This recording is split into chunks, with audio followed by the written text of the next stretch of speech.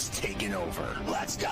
It's Ferrall. Coast to coast. Steaks, chicks, stacks. You and I are going to make a lot of money. It's Ferrall, coast to coast.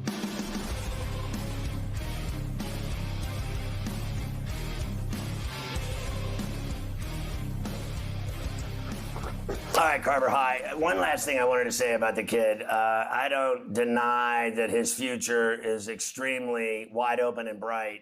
There's no denying that. I get it. We're all civilized here. I just think it's amazing the amount of attention that he gets for having a dunk. He's trending on Twitter after he has a dunk, and I got to tell you, it's not that big of a deal for ballers. Like, I play ball with 25 guys that can dunk. When I was his age, I could dunk. When you get old, you can't dunk. You lose your hops, especially if you're white. Let me tell you something. When you get old and fat, you're done dunking. But when I was a kid, I could throw it down, and he can throw it down. But it's amazing to me, the guy has a dunk, and he gets treated like he's literally his father. And then they show him on the bench literally 5 minutes at a time with a zoom lens. And they don't even play the game. They just show him sitting on the bench when the game's out of reach. Let me tell you something. This team I'm watching of his, they stink. They were up 14 in that game at the half, and they're getting their ass pulverized in the second half. They're done. They're going to lose again. I don't care how good you are. You can dunk. If all you do is go and lose, you're nothing to me. Like, remember the old theory? I told you my son, I had 36 one night. I lost. He said, you're a loser. Shut up. Nobody wants to hear about your big game. No one wants to hear that LeBron James' son can dunk if he never wins. Did he win at Sierra Canyon? Did he do anything there?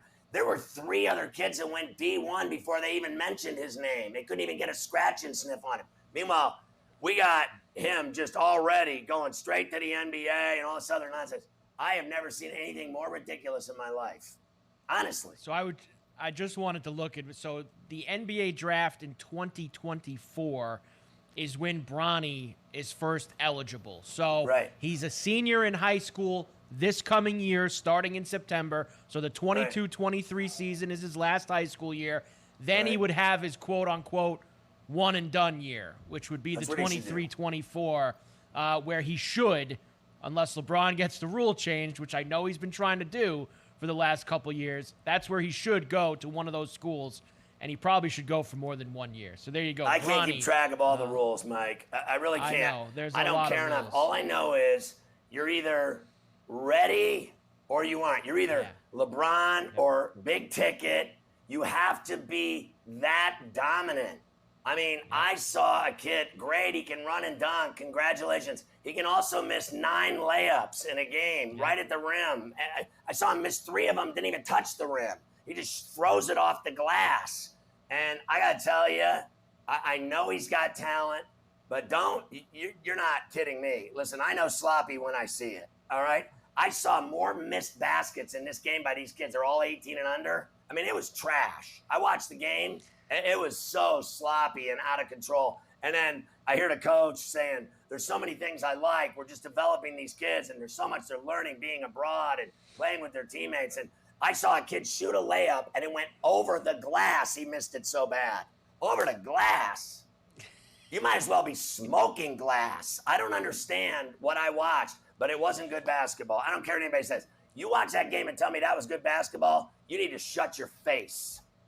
It's all right. Everybody's going to see the highlight reel dunk, though. That's all that matters. Oh, they're going to show that all night, all day on ESPN. Forget the rest of the game. That's for sure. And then all the anchors pretend like they're his friend. They're all friends with him. Yes. Best friends. Bronny, let's get back to the NFL preseason stuff from over the weekend. First, I will tell you, we welcome in our radio affiliates, Ferrall Coast to Coast on a Monday, Sirius XM 159, Sports Map, Sports Byline. Good to have you with us. The Steelers, Scotty, beat the Seahawks Saturday night 32-25. All of the quarterbacks threw a touchdown pass, but rookie Kenny Pickett, he threw 2, Scotty, including the game winner. Here it is on NFL Network. Second down. Pickett slings it down the field. A good out pattern, and it goes to Vaughns. Vaughns is going to dive into the end zone. Tyler Vaughns from Kenny Pickett. And there's a penalty flag on the play. Way behind it. Roughing the passer, defense, number 95. The touchdown stands. The penalty will be forced on the try. By the energy of this crowd, you cannot tell that this is a preseason game. The players are in the end zone celebrating. Well, look, I thought the kid looked great. I went to play basketball, and then I went out to brunch with a guy telling me how he sucks. And I'm just like, pass the Tabasco, bro, and stop talking. Just shut up. Like, the kid went 13 of 15 and threw the game-winning touchdown. He threw 2 touchdowns. He played the entire second half. You can't tell me that kid looked like a rookie to you. You can't even tell me that. Like, that kid can flat out play. And this kid's telling me his first 3 years at Pitt were atrocious. Who gives a F about the first 3 years at Pitt when he won the ACC championship last year and he got drafted in the first round? But everybody's stupid, and my buddy thinks he knows everything. And I'm telling you, all I know is that kid looked great on Saturday night. I wish I was there. The other excuse I heard was, well, he played the other team's third-string backups. You know, he had all the third stringers out there in the second half. Kid looked good. I think it was a really good first performance. We will come back, Scotty, and we will hear what Mike Tomlin thought of his performance. We also have highlights from a couple of other games. We have baseball to get to later this hour, including Tatís getting popped. A lot to do. He looked better than Deshaun Watson. Yes, he did.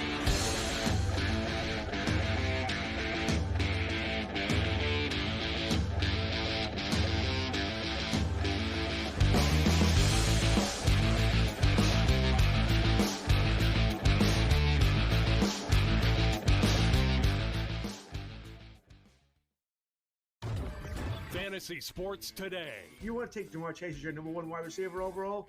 I got no argument with you. None. Yeah. To me, it's either Chase or Justin Jefferson. Whichever way you want to go, I'm good with it. T. Higgins, I do have him in a couple of leagues. Jamar Chase is the better player. But, you know, I think Higgins could be the better value here because you get him 3 rounds later. The game planning is really to stop Jamar Chase. Higgins almost becomes an afterthought, and that's fantastic because he's a very good wide receiver in his own right. The Sports Grid Network. Betting above the rim. This is a circus. I mean, can we get a solution and a resolution to this already? Is KD staying or is he going? Is Kyrie staying or is he going? Is Nash staying or is he going? Is Shai smart or is he dumb? Basically, we've been going all month with this, but hopefully soon something will come up as a resolution as to what happened with the Brooklyn Nets. Betting above the rim. Ferrall, coast to coast. We have the Dodgers at the favorite plus 330. Astros have moved ahead of the Yankees. That is a significant move this week for the World Series odds. And the Mets now are right behind the Yankees and are about to pass them on the odds board as well. You know that Manfred and those suits up there at Major League Baseball, Scotty, in terms of a buzz, they don't want to see any of those 4 teams get popped off. Those are the 4 teams they want at the end. The Sports Grid Network.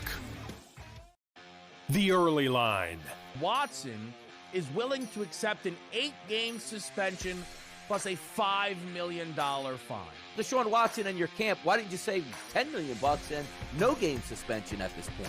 Because you know how this would have worked out, right, for the Cleveland Browns and Deshaun Watson? Remember what, like, Robert Kraft would do with Bill Belichick? Oh, he spotted the Super Bowl, cost us draft picks and millions of dollars. I'm just going to give that back at the end of the year. Thanks for being my coach, and no harm, no foul at this point. Ridiculous stuff. Only on Sports Grid. Your heart's racing. The clock's running out. It all comes down to this. We're talking pregame. Pregame. Get locked in with Game Time Decisions. Your hosts, Gabe Morency and Cam Stewart, will get you ready for game time. Everything you need to know before a game goes off the board, with the bet slips to back it up. Make your best bet with live odds updates, late breaking news, up-to-the-minute injury reports, and real-time analytics from inside the sports books. All the odds, all the action, from sports wagering insiders and industry pros like Donnie Rightside, Cam Lou, Cousin Sal, the Pro Football Doc, Dr. David Chow, and more. Get the winning edge every weekday afternoon from 6 to 7 p.m. Eastern, 3 to 4 Pacific. It's Game Time Decisions.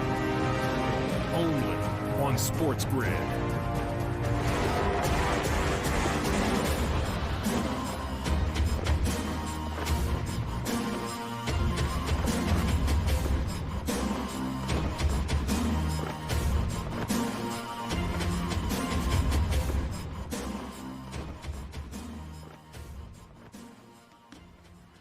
By the way, Carver High, they say the kid's 39th in the class of 23 in the rankings for the draft. That's what they're saying today, but he's still got another year of atrocities out in California playing high school ball. But he's 39th right now. I'm still with you. If I literally got an offer, I don't care if it's full ride or not, when you got $500 billion in the bank. Jason Scott's right about that, his own private jet. Just going to UCLA and playing at Pauley Pavilion for me would be the deal breaker. Like, you go anywhere you want. Like, if I lived in Lipstick City and UCLA said, come on in, it would be all over but the shouting. And I mean to tell you, if USC said, come on in, I would run to Ann Arbor backwards with a banana in my arse. Look, they all need to do the right thing. When the brain trust, because that's what the kid has, his father, etc., when the brain trust gets together, they need to be honest with themselves. What's the best thing for Bronny? Not what's the best thing for the brand and to get LeBron and Bronny on the same NBA court. What's best for the kid's future is to go and spend a year or 2 or 3 with Mick Cronin in Los Angeles. If that's being offered, that's what the kid really needs. Let's go back to the Steelers, Scotty. I was not going to leave you hanging on Mike Tomlin and what he thought of the performance of not just Kenny Pickett, but all of the Steeler quarterbacks on Saturday night. Here's Coach. You know, he moved his group. He played situational football. He displayed a competitive spirit. A lot of good things to build on from a first performance standpoint. What about the first 2 quarterbacks? I thought I could say the same thing about all 3, to be honest with you. They moved their units. They did the informal things associated with the position from a leadership and communication standpoint.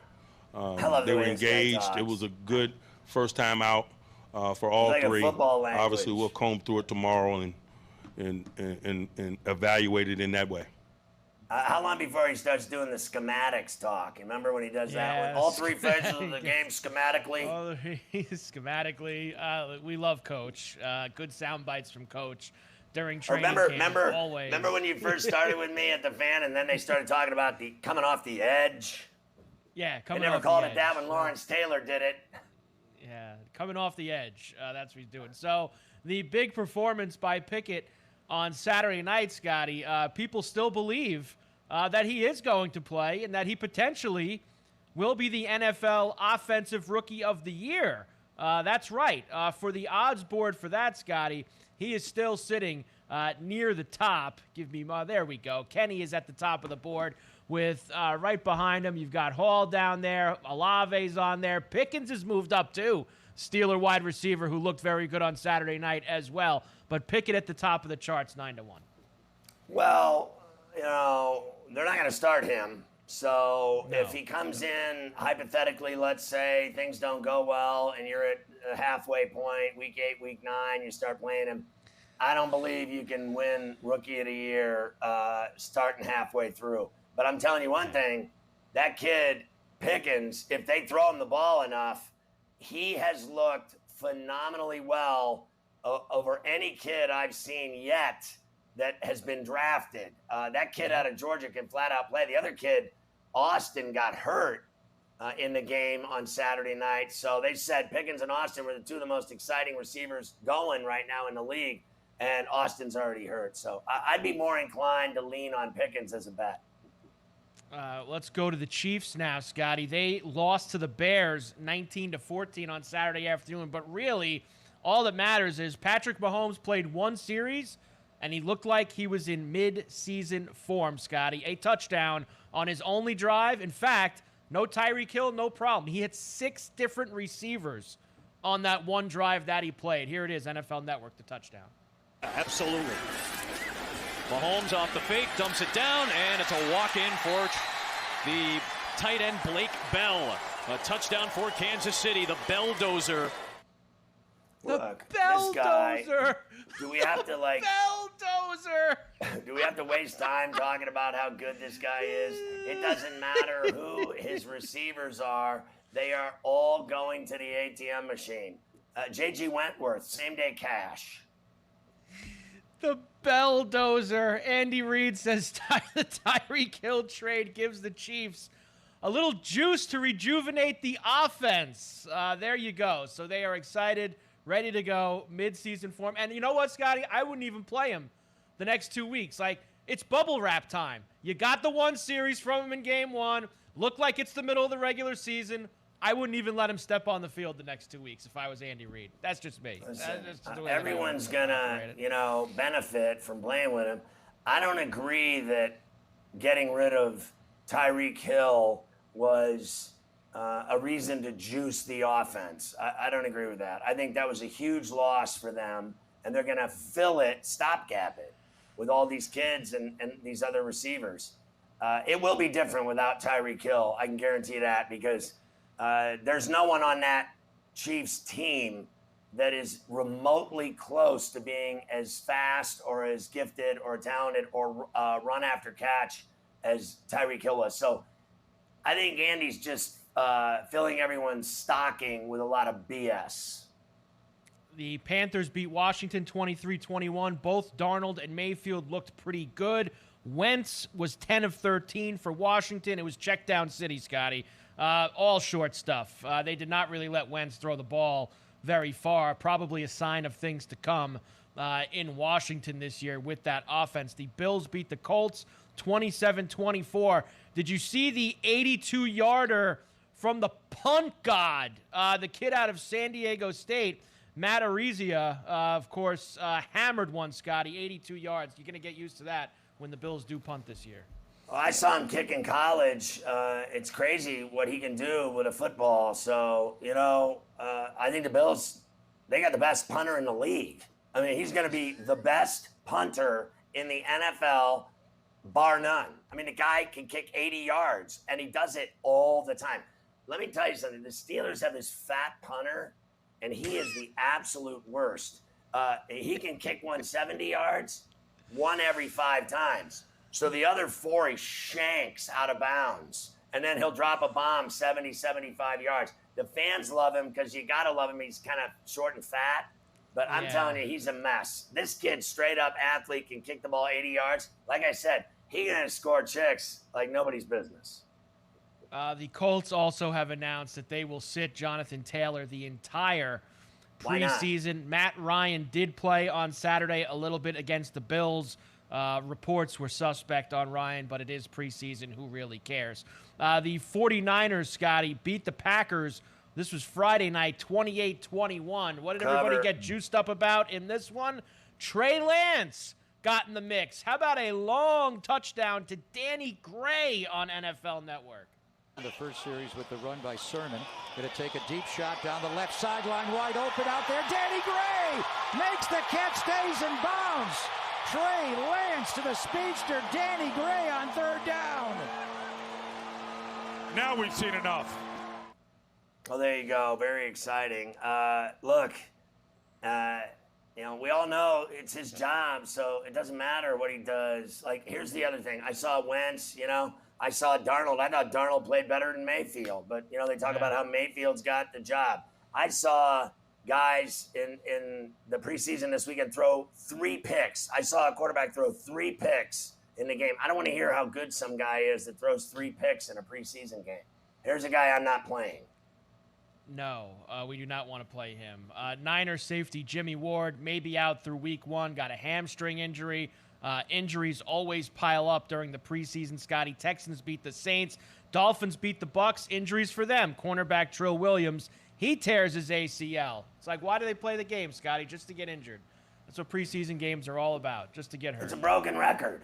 We've been talking about this every week, every year, the same thing from like the last week of July on your birthday until the start of the regular season. All it is it's EMT month. It's all injuries. Guys getting carried into an ambulance.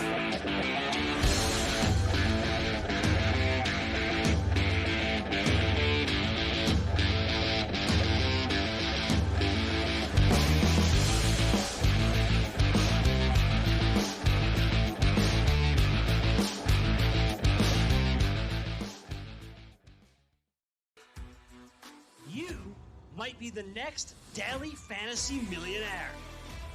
No matter what you watch or where you play, learn from the world's best DFS players. Lineup building tools, expert projections, and advanced stats change the way you play the game. Dominate the competition.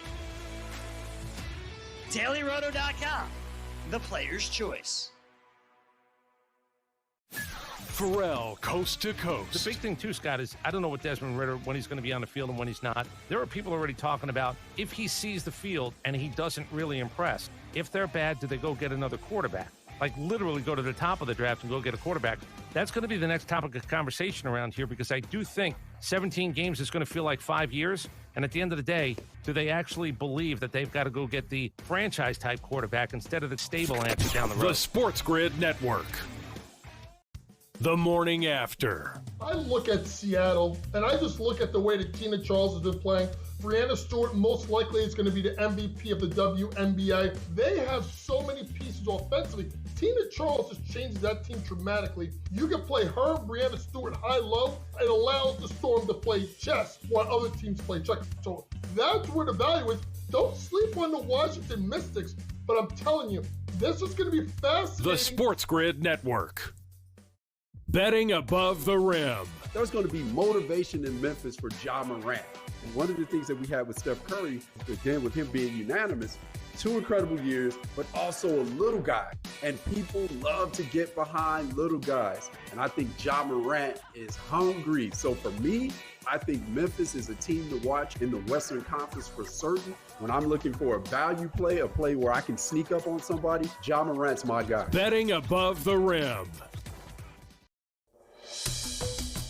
Sports Professor Rick Horrow inside the $1.3 trillion business of sports with Sports News Minute reflecting a very important expansion by the U.S. Olympic Committee into Paralympics. We all know that the monetary support is there as well, but they hire Rocky Harris from USA Triathlon. Let me read from the release to tell you what kind of support he's giving. He'll provide athlete lifestyle support, NGB operational excellence, competitive results, training centers, safety and security programs, sports medicine, operations, and logistics for U.S. participation in the Olympic, Paralympic, Pan American, and other youth Olympic Games. Bottom line is this is a major hire and therefore major staff. NBC, through the USOC, has always given a support there. They televised the games, and now the athletes get more support as they continue to train, survive, and thrive.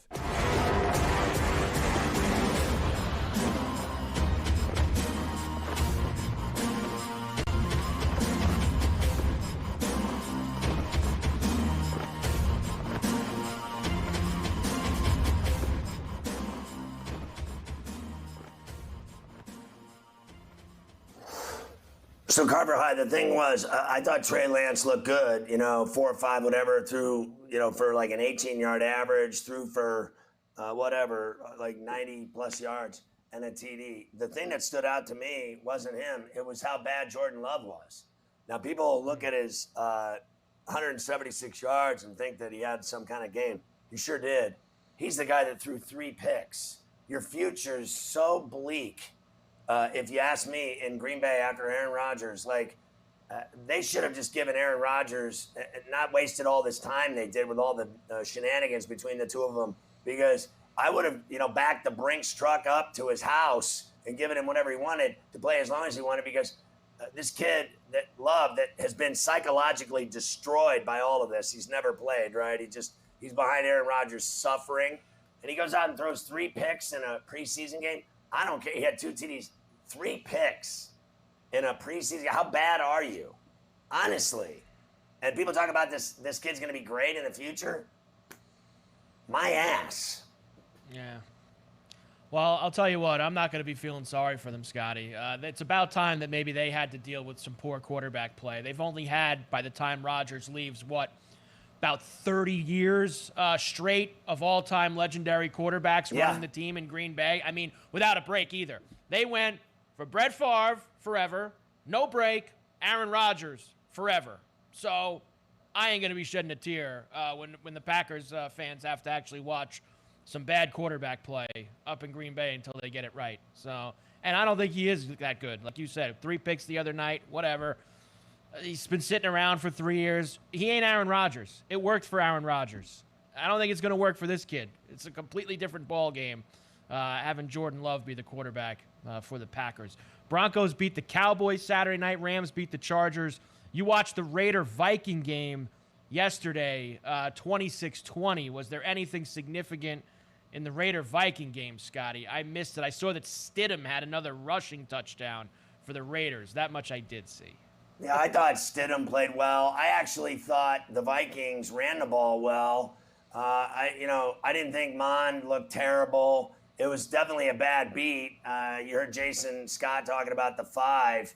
They lost by 6. I had the Raiders to win, and I middled it and took the Vikings with the number and didn't hit it. It is what it is. I don't care. But, I definitely thought the Raiders looked way better than the Vikings. I mean, the Raiders had a lot going positively in that football game for sure. So they don't look bad at all. The one thing that did stand out to me, though, was that crowd. I mean, it was packed. Yeah. You would have thought it was a regular season game. In Vegas, they party hard, man. That building was full. Even preseason games, you can get a crowd out there, have a little fun down there at Allegiant. Falcons rookie wide receiver Drake London left the game Friday night with a knee injury. The team does not consider it serious. Also in that game, Scotty, did you see Desmond Ridder? That's what I wanted to say. Second half. There you go. Ridder with 2 touchdowns to lead the Falcons to the victory. Well, look, we talked to Chris Domino on Friday from the Fan in Atlanta, and I said, look, this kid has got a really cool thing going on down in Atlanta because I think Mariota always gets hurt, and I don't think he's that good to begin with. And I think the future is Desmond Ridder. And all these people, I said to you the other day, Friday, I said he should have been the first rounder, maybe more than Pickett. I think Ridder is built for the NFL. I love his size, his arm. The guy won every game except the bowl game. They won every game they played. He lit it up all year. He is a really good quarterback. I like his game. And then he showed out on Friday night. I thought he looked really good in that game. So I stand by it. I think Ridder's got a future. Good news for the Bengals today, Scotty. Joe Burrow returns to practice. He, of course, has been out the last couple of weeks after getting the appendix taken out. Here's head coach Zach Taylor. Let's try to ask him 16 different ways if he's happy to have Burrow back at practice. Here we go. I thought he looked good. It's good to get him involved. He did some individual. He did some 7-on-7, so that's a good step in the right direction.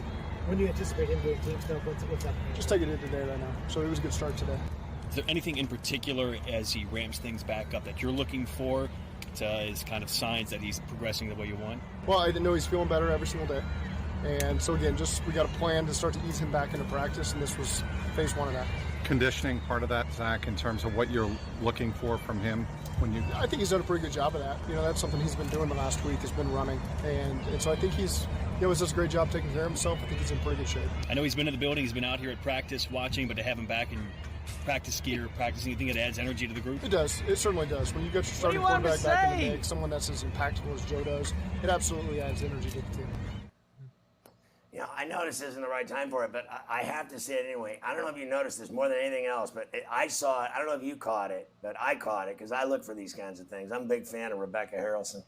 But in the week that passed, I don't know if you saw it, Joe Burrow was racing around in a golf cart, like with the offense on the field. He was doing the whole Marshawn Lynch thing, driving back and forth real fast. If you noticed, on the bumper and on the front end of that golf cart, it did say @SportsGrid and @SportsGrid TV. How do you get the stickers on that golf cart on that practice field at the Bengals camp? That is crazy. Nice job, Rebecca. Tremendous job, as always, that's for sure. A couple other guys coming back from the PUP list as well, Scotty. Ravens are going to get cornerback Marcus Peters back. He tore his ACL last year in early September, so almost a full year. He's back at practice for them. The Browns activate Denzel Ward from the PUP list. He will be back on the field. Antonio Brown, Scotty, trying to get the Cowboys' attention. Tell Jerry Jones to call me. Says the Cowboys need receivers, even though a couple days ago he had tweeted that like he was done with football or whatever. He's back in the mix, wants to play for Big D. Get him in the Cowboys. Listen, He was a brilliant receiver. I won't ever question that. I thought he was fantastic. But now, he's cuckoo. And let me tell you what else. He's so banged up from playing in the NFL. He's got more injuries than me. And this guy, it's constant. That's why, his coach snapped on him and flipped out and started cussing him out on the sideline because the guy wouldn't go in a game because it's one malady after the next. I wouldn't trust a word that comes out of that psychotic's mouth than fly a kite. I wouldn't go near him. He's bad luck diner. I want nothing to do with Antonio Brown. Send his ass into the rap studio to make another crappy album. Honestly, run the other way. Do not answer the phone. He is lymphoma. He is a cancer waiting to happen on your football team if you sign him. It's all about him. It's always all about him, nobody else. If there was ever a team that you would think might be silly enough to actually do it, it's maybe the Cowboys, but even they're not stupid. Even they're not stupid enough to get involved they don't with need this him. dude right now. He'll ruin CeeDee Lamb. He'll ruin CeeDee Lamb and turn him into a bad seed. Ruin their whole entire year. Here we go. Let's do some win totals after the first week of the preseason. We're getting a little closer, Scotty, to kickoff, the real deal, week number 1. The AFC, your win totals, highest on the board. The Bills there in the top left corner at 11.5. They are the top win total in the AFC. Colts, Ravens, and Chiefs all have 10.5. On the bottom side, Texans at 4.5. Jaguars and the Jets at 6.5. Steelers at 7.5. Me and you have both said that Steeler number. We are going over the rainbow this year, baby. We're both on the Steelers. Don't get me started on that total. Do not get me started. These sucker plays that we put up all the time of these sports books, trying to find as many stupid people as they can find out there, and they're really good at it. They lure them in with their nonsense. I mean, the whole thing's ridiculous if you ask me. Like, it's no different than you and I when we do the win, loss, win, loss, win. Here's what you know about an NFL game kicking off at 1 o'clock or 4:20 on a Sunday. You know nothing, and you'll like it. I also like the Chargers under 10.5, by the way. Not buying. Oh, that's automatic. They never get it done, ever. I'm not Greatest buying quarterback in the league. Oh, Super Bowl. Either, Scotty. Want nothing to do with it. On the NFC side, here we go. 11.5 for the Packers and the Bucks. That is the top numbers on the NFC side. Rams, 49ers, and Cowboys all 10.5. Lowest on the NFC side are the Falcons at 4.5, followed by the Seahawks and the Bears at 5.5. Giants, Lions, Panthers have 6.5 as well. You know, I got to be honest with you. I agree with all that bottom. I doubt Arizona's going to be that bad with Kyler Murray and the talent that they have. Now, I knew they blew the West. They should have won it. And then they went to the playoffs and got beat, which we also predicted. I thought they'd win the West, but they blew it. That was a great bet, I thought, to go for it with them as a sleeper long shot. But I don't believe they're going to be that bad. And, there's not many people that believe that the Cowboys are going to win the East. Everyone's on Philly, but they got Dallas winning more games. So how the hell is Philly going to win the East if Dallas has more wins? That's what the sportsbook's trying to lure you in with. And the Packers are always going to win, 15 games or whatever the hell it is. I don't believe that for 1 minute either. I already told you I'm on the Vikings, and I think the Vikings suck too. I think 11.5 is a little too hefty for the Packers, Scotty. Too high. And I like Washington under 7.5 as well. I think that could go real bad real quick in Washington this year with Wentz. I know everybody doesn't like Wentz. But that's one that I would be looking for as well for the win totals. All right, we will come back. We will get into some baseball, Scotty, including, we have not talked about yet, Tatís getting popped for 80 games. The ringworm got him, Scotty. It was the ringworm. It happened an hour after we got off C2C Friday.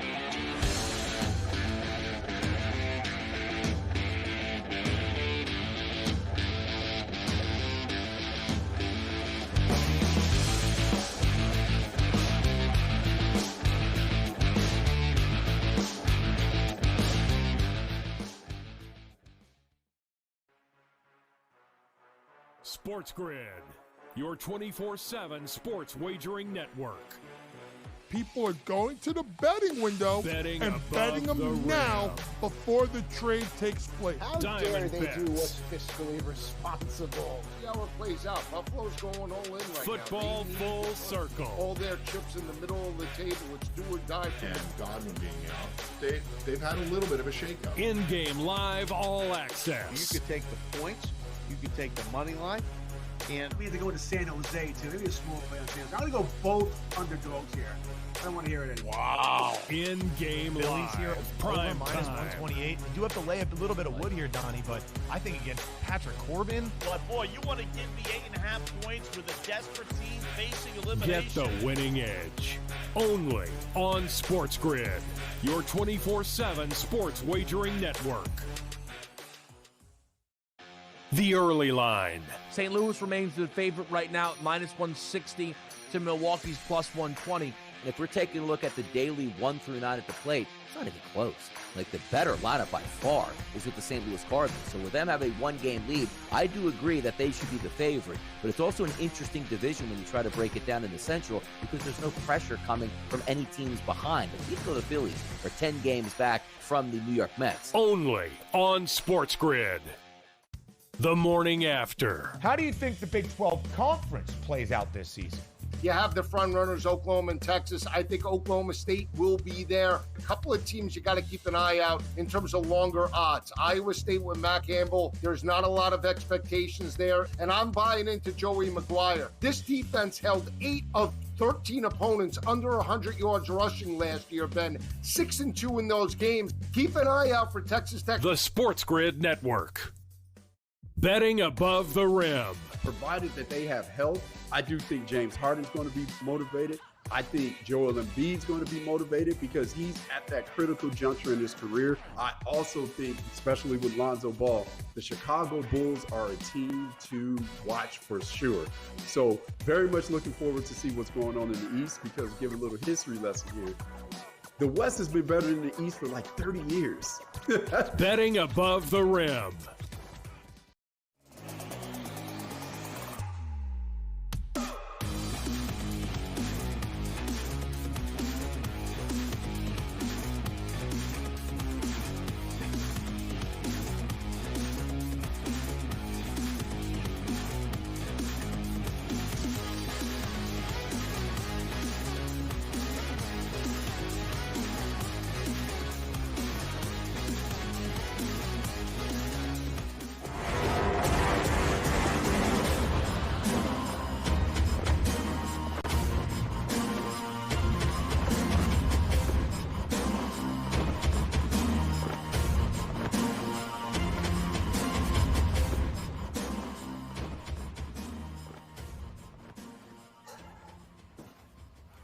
All right, Carver High. Let's talk baseball and Fernando Tatís. I almost fell over on Friday at around 7 o'clock New York time when that bomb dropped.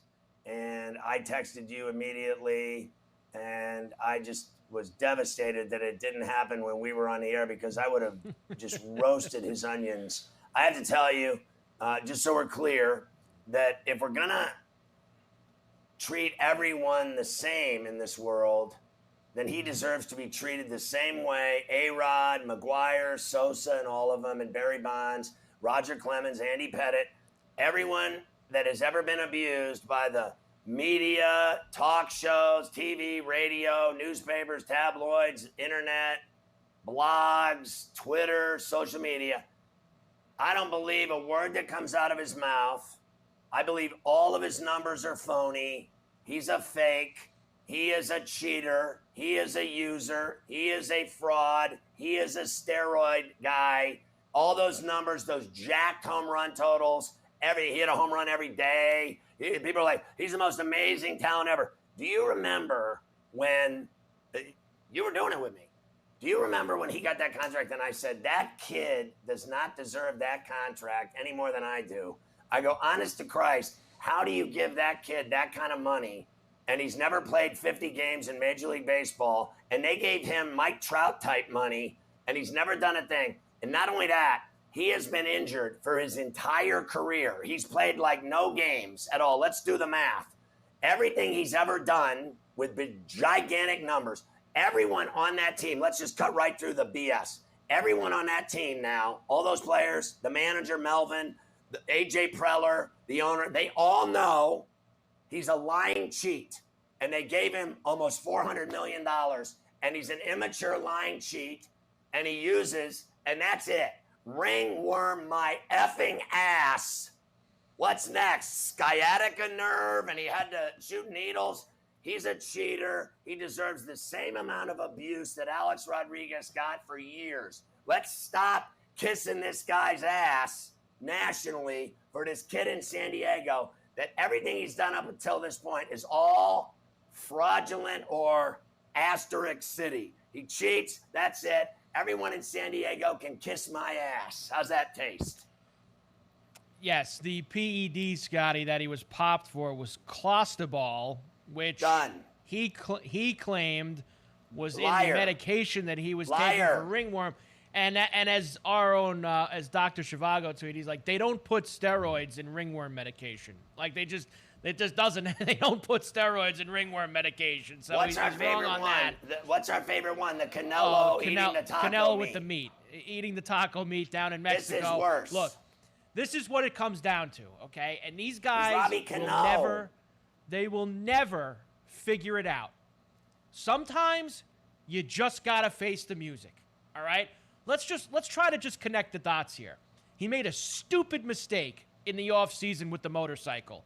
And it cost him, before this even happened, it had cost him pretty much his entire season. He was just getting ready to come back.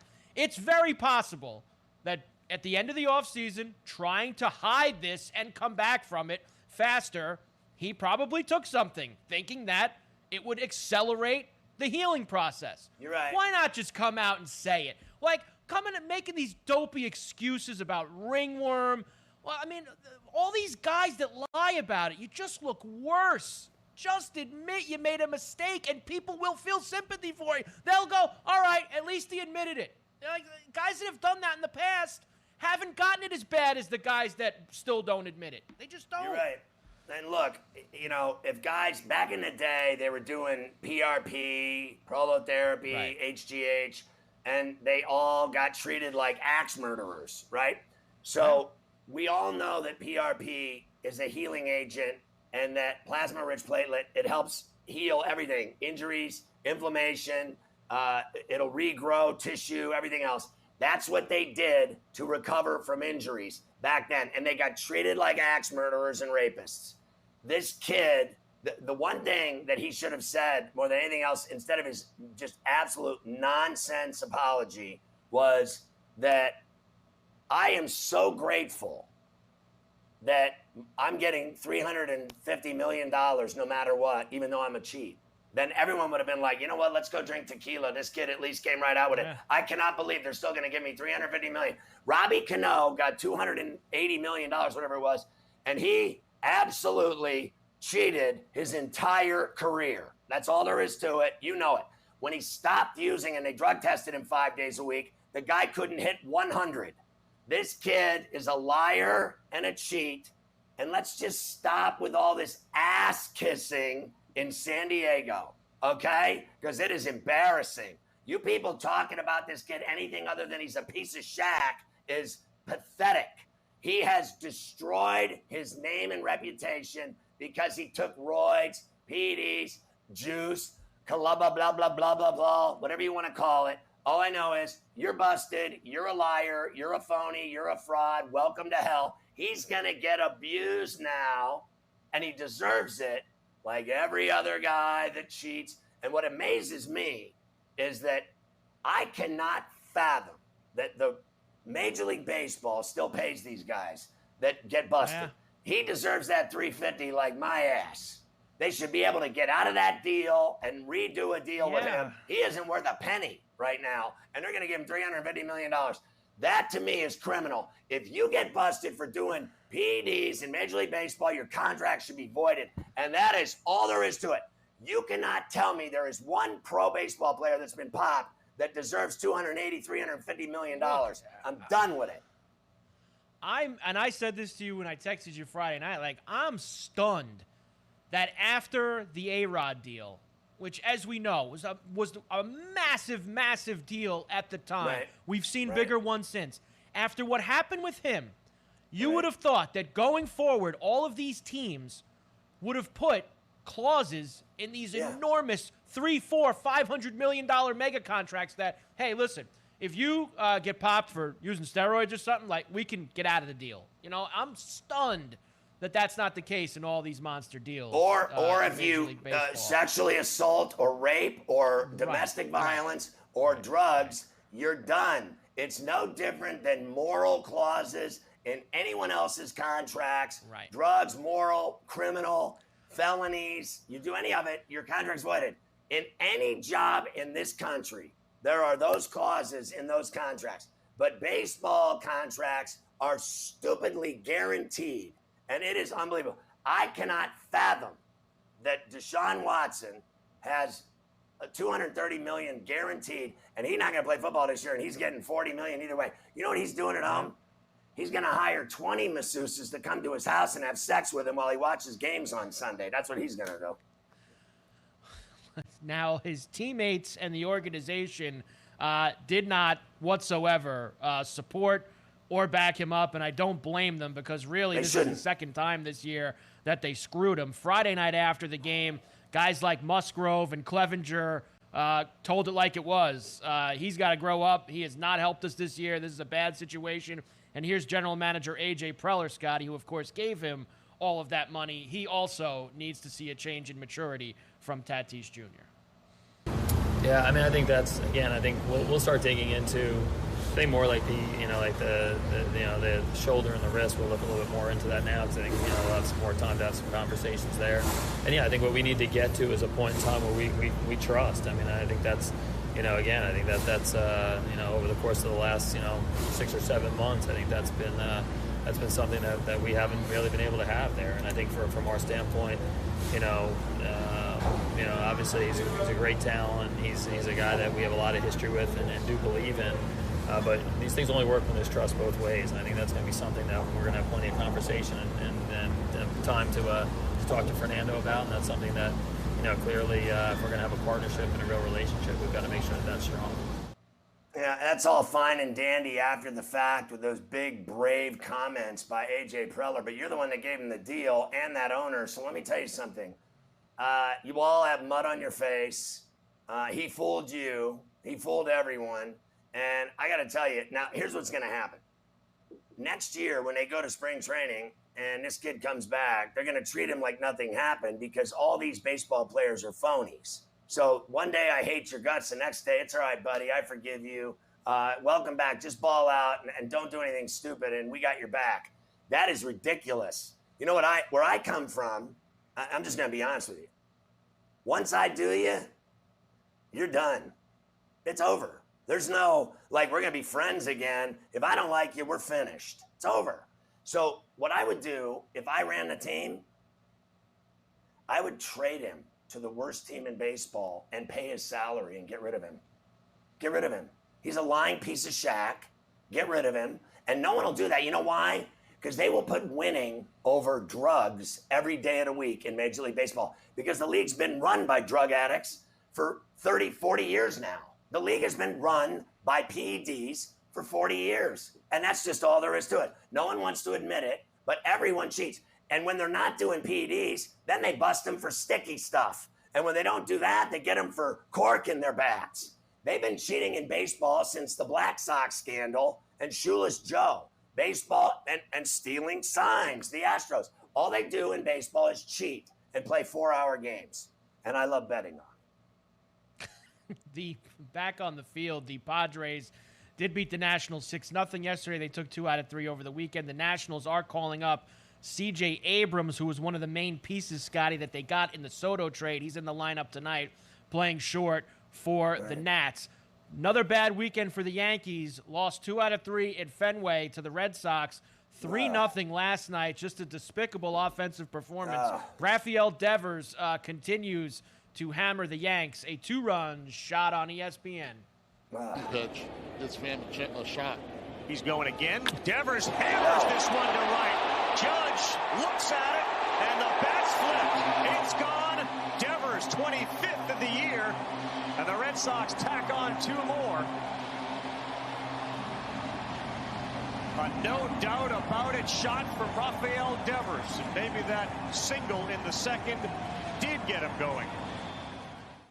I have to tell you, they're phonies, okay? Their second half has been an abortion, okay? Even though you can't get one in this country, and I know I always use that line, but get used to it because it's true. So thank God you can get them in New York and New Jersey where they love making money, and they love betting and weed there too. It makes them all their money, the state, both of them. And here's the deal. The Yankees are phonies. You know it, Carver High. They can't beat anyone good. And the only time they win is when they're playing in the Bronx. So now that they're home after their disastrous trip. It was the worst trip I've seen in 10 years. So they lost almost every game they played. I mean, I can't even believe they won a game in Seattle. I can't even believe they won a game in Boston the way they played. So now they're home and everything's back to normal. They're not winning anything. I will keel over if they win the World Series. You know they're not winning anything. No, I believe you. 2-7 on that road trip, and they have DJ LeMahieu hurt now too. He's day-to-day with inflammation in his toe, Aaron Boone says. He got a cortisone shot. We'll see if it helps alleviate the pain.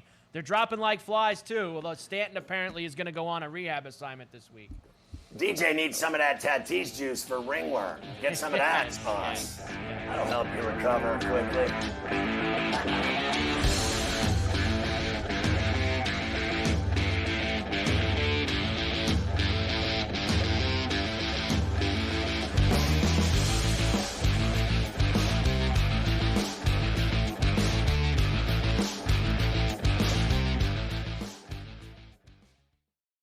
The morning after. He isn't going to get a shot right away, but I think he's really talented. He's not that big, but he's obviously an amazing athlete, and he's got a cannon for an arm. He is in a pretty unique position in terms of the league. When you take all the starting quarterbacks and you start mapping out what their trajectory looks like on their team, they're not committed to Tannehill for like the next 5 years if he doesn't play up to expectations. The long-term path for Malik Willis could be really interesting. The Sports Grid Network.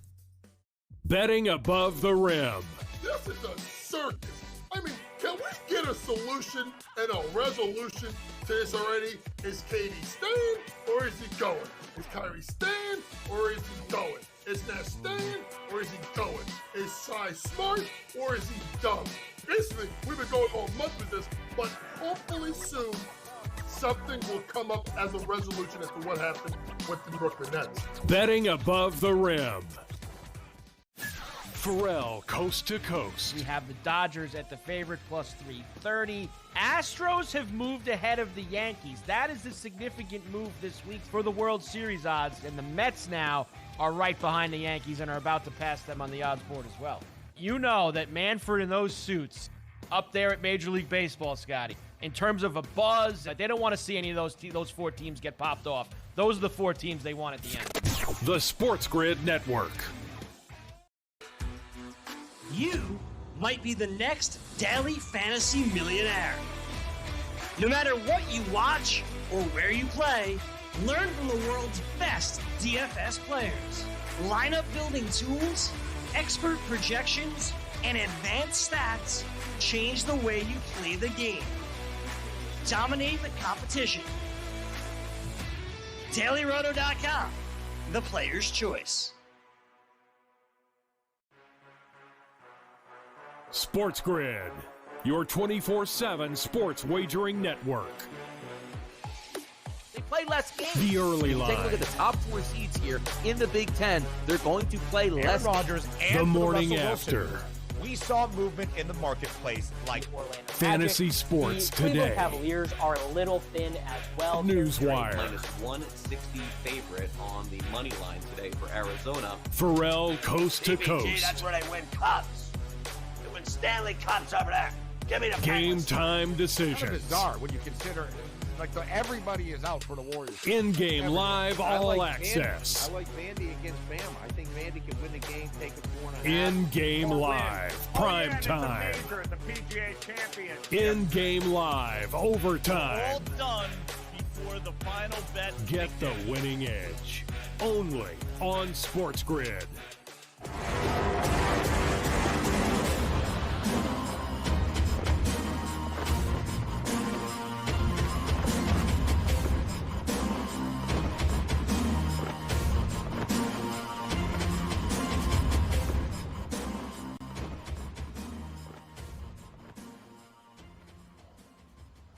It's time for another exciting edition of Today in Carver High History.